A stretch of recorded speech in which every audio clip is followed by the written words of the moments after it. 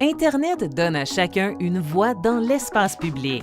Mais lorsque tout le monde peut publier ce qu'il veut, cela fait donc beaucoup d'informations. Certaines de ces informations sont fiables, mais d'autres ne le sont pas. Sur les réseaux sociaux et les moteurs de recherche, toute l'information est présentée pour paraître de la même manière. Il peut être difficile de faire la différence entre une source crédible, comme un organe de presse professionnel, et ce qui est moins fiable.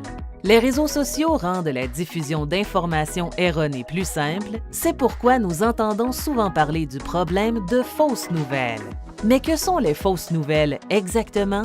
L'expression est utilisée pour décrire toutes sortes d'informations erronées, d'articles conçus pour manipuler les gens jusqu'aux théories du complot en passant par les mèmes trompeurs et les titres d'articles attrape-clic.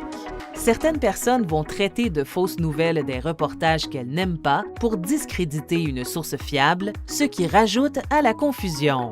Pour comprendre le problème des informations erronées en ligne, il est utile de les définir et de les catégoriser.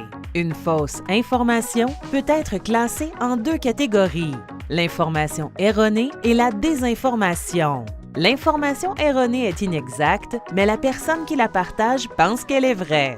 Bien que l'information erronée puisse avoir des conséquences, son objectif n'est pas de nuire. On peut prendre comme exemple une erreur factuelle causée par un malentendu, une image retouchée ou une vraie photo qui apparaît dans une histoire inventée de toutes pièces. De son côté, la désinformation est une fausse information qui a été créée et partagée de manière délibérée dans le but de nuire.